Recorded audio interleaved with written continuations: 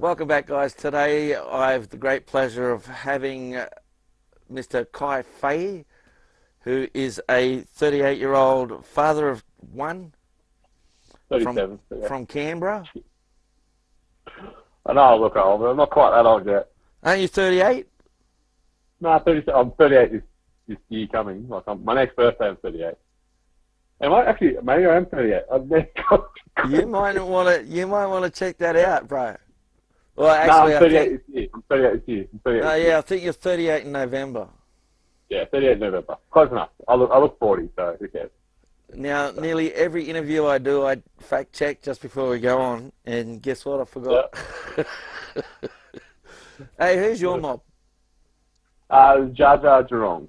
That's Loddon River Koori mob down there in Bendigo.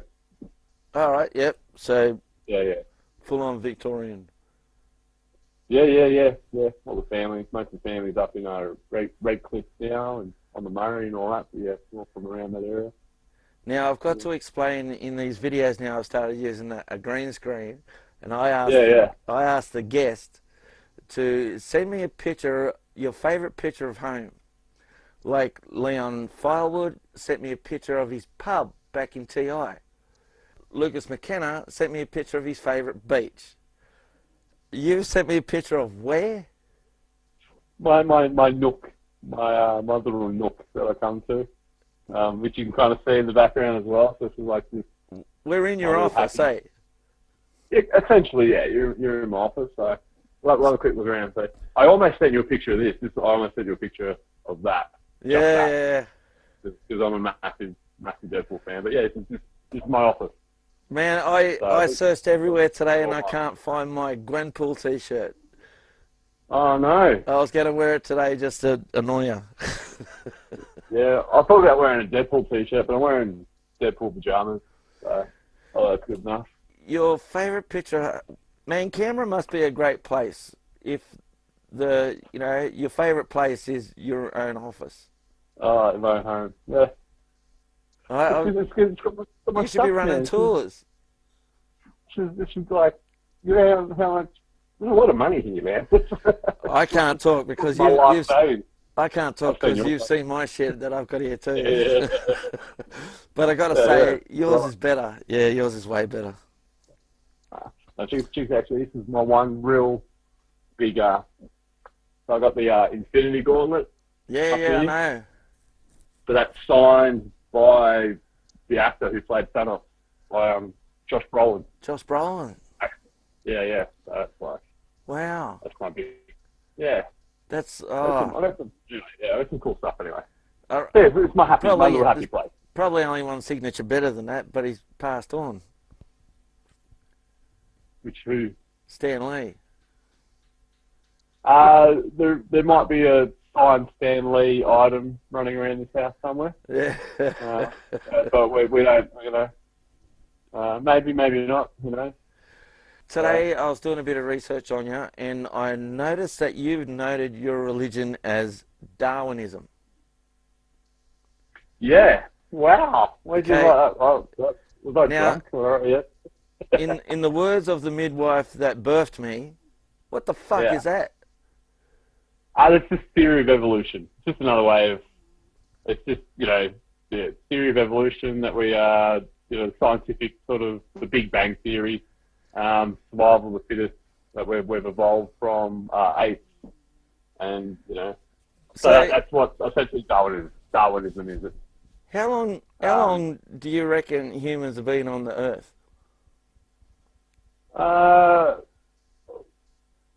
As our current sort of thing, Yep. at least 30,000 years. So how's that evolution thing working out? Yeah, pretty good. Yeah. You reckon? No, not really, but it's the best.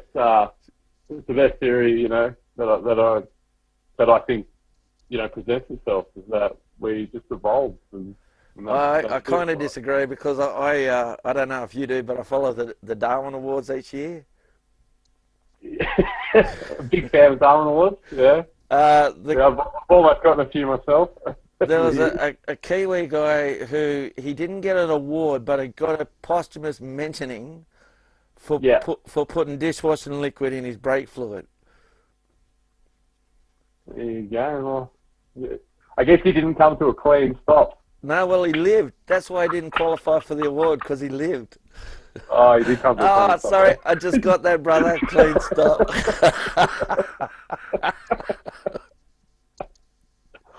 No, my favourite Darwin Award actually goes to there's a guy who had sex with his girlfriend on a mountain top that was famous for lightning strikes. And sadly, she didn't survive. But they were struck by lightning, and he was actually, the lightning bolt struck him in the arse, and then it went down through her body, and sadly she passed away. But it actually melted the prophylactic of the condom they were using. Whoa. So he was fused with her, and then he had to drag her body back to the car, where he kept passing out. He's vomiting because she was dead, and then he actually gets one stage. Her carcass gets eaten by a bear while he's lying there pretending to be dead. It's like, what the hell? And eventually he's discovered in the morning, passed out through exhaustion by a bunch of Boy Scouts. So, wow. How was the date? Shocking. Oh! So he actually got one because his penis is completely unusable. So he actually got a Darwin Award, or honourable mention, at least, yeah. Wow. Yeah. His parents would be proud. Mate, you're a truck driver in your spare time? Yeah, I've got a lot of spare time. In your spare time, you drive trucks for a living, yeah. Yeah. You'd get a lot of material from that, wouldn't you? I've gotten a bit. Yeah, I've got a bit over the years. Working with my truck drivers are always interesting characters. But so I got, especially my current job, I work as for waste disposal, doing residential garbage. So, and I got a bit of material out of that. But I used to do long haul, bitumen tankers. I don't know if I've ever got any material as such for the stage. I've definitely got some fantastic stories. Yeah, so I've got some fantastic stories out of it. Not a lot that I've used on stage, but yeah, it's some pretty crazy things happen out there on the highway. Oh man, I drove trucks for 20 odd years, and that's where the funniest stories are. Yeah. Yeah. One of the funniest things I always found is every truck driver has a nickname. And yours? Mine, Mary. I was a big Mary. Oh yeah. I was a sook, so they called me Mary. Now, what happened is that one day, by coincidence, I was standing in the yard with another driver named Paul and the mechanic Peter, and the boss walked around the corner and went, "Peter, Paul, Mary," and it fucking stuck. It stuck for ages and ages. Yeah. But we had one fella, his nickname was Taillight, because he was just not quite bright enough to be a headlight. What made you get into comedy? I kind of got told, I guess. So I mean, I've always loved comedy, and I've always loved comedians, and my biggest sort of in the early, when I was sort of a teenager, my three biggest influences, which I was Greg Fleet, Chris Lanehouse, and Jim Mullen, and so I was always just a massive fan of comedy, and even back on The Great Australian Joke and stuff like that on Hey Hey, and then but anyway, so long story short, I get to 25, I've gone bankrupt, my business has failed, my missus has left me, and it wasn't in a great place, so I moved to Melbourne to go live with my mum for a couple of months and sort of get back on my feet. I lost all my money and all that. Yeah. And and then I just got a phone call one day from a friend of my sister who said, "I'm at this place in Melbourne, and I'm with this Aboriginal comedian, and I've been telling her about her, and that I think you're a really funny guy. You should come down and meet her." So I travelled down there the next day to their show and watched it and had a coffee with her afterwards, and she pretty much went, "Yeah, you're going to be a comedian." And yeah, and that was kind of, I wasn't given a choice. I guess I was just told, like, "You're going to be a comedian." So I went out and started writing jokes, and then I went to I got wildcarded into Deadly Funny 2008. Yeah. And yeah. Sorry, what? 2000... And 8. 2008. Yeah, that's the year Kevin won. Kevin Capingary won. So you were in the final in 2008. Yeah. Yeah. I've probably got more Deadly Funnies under my belt than anyone. Yeah, I didn't know I that. have four of them. Four grand finals and, you know, a couple of heats. Like, I obviously didn't make it this year, and I didn't make it to the finals in 2010. But I was wildcarded in 2008 and 2009. As far as you know, you didn't make it in this year, okay? The wild cards were still getting handed out, so as far as you know. Yeah. Oh, yeah. But, so yeah, and then, so my first time on stage, man, was at the Deadly Funny Grand Final.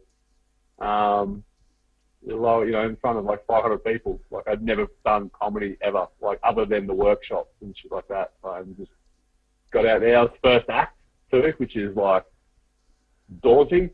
And went out there and got my 5 minutes and fell in love. And, you know, had a relationship with comedy ever since. So. Well, you definitely remember your first joke then. My first joke is, you've probably heard my first joke. I still tell my first joke, would you believe? Because I still think it's one of the best jokes I ever wrote. And so that is obviously, hi, my name is Kai,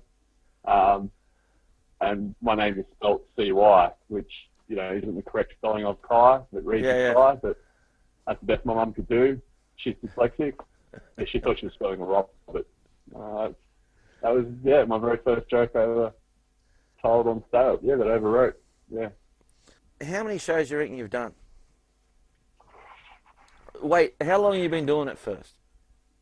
Okay, so on the books, I guess you could say nearly 12 years, but I've obviously had some breaks in between. So I took probably like 2012, 2014 off, a couple of other. You know, there were times in my life it was a bit of a love-hate relationship. I hated to love it.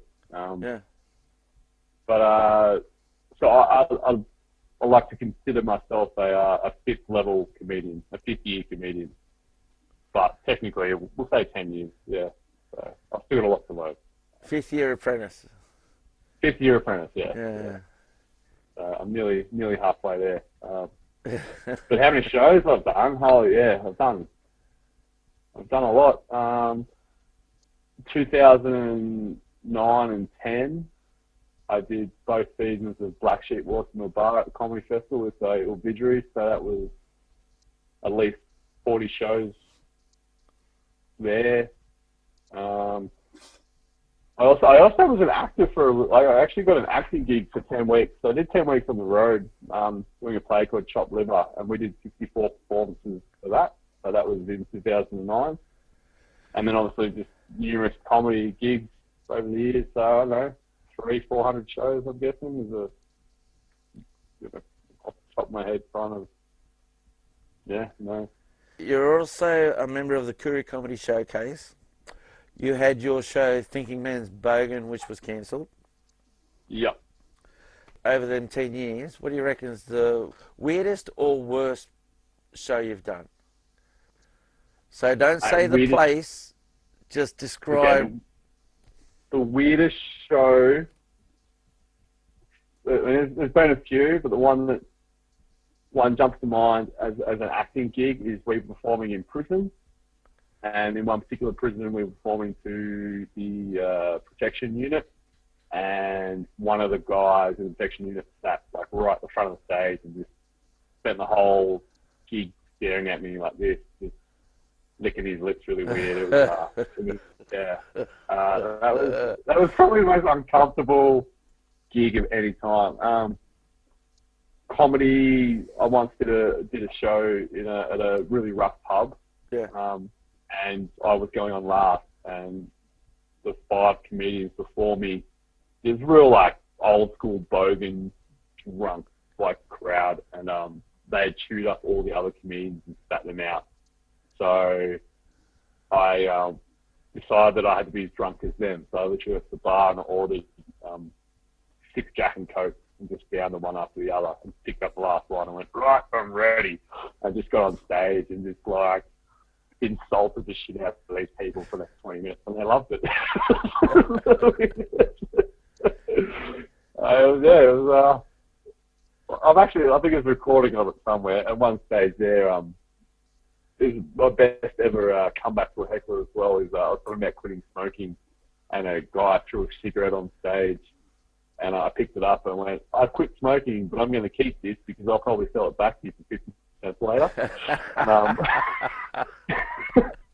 And if you hear the recording, right, the guy who must have thrown his mates, is like, did you hear what he just said to you? Flip the table, like, and that was like, but you can only hear that in the recording. I had no idea that was happening, but yeah, so I nearly got bashed. I mean, You're pretty much a Canberra-based comedian. Very much, yeah. What are the Canberra crowds like? They're weird. They're weird. Crowds are they're very public service. In Canberra, they're always worried about offending people. You know, it's such a big public servant. I noticed, man. You got some weird bathrooms up there. Yeah. So everyone's trying to like, can we laugh at that? I don't know. Maybe we shouldn't laugh at that because everyone's too worried about HR, like over their shoulder, kind of thing, you know what I mean? So Canberra audiences can be pretty hard sometimes to work with because I just think they're really unsure.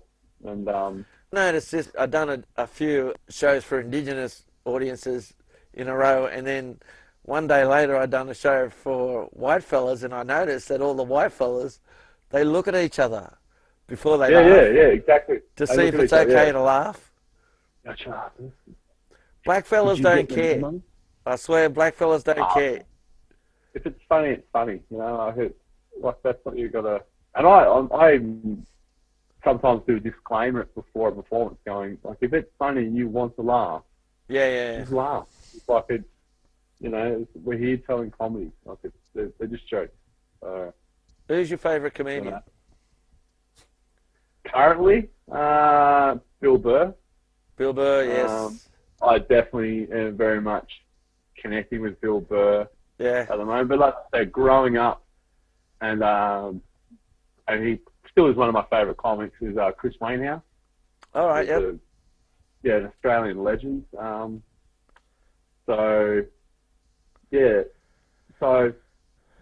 Chris Wainhouse is always, I love seeing him and find him hilarious. But yeah, currently definitely Bill Burr at the moment. We just really sort of connect.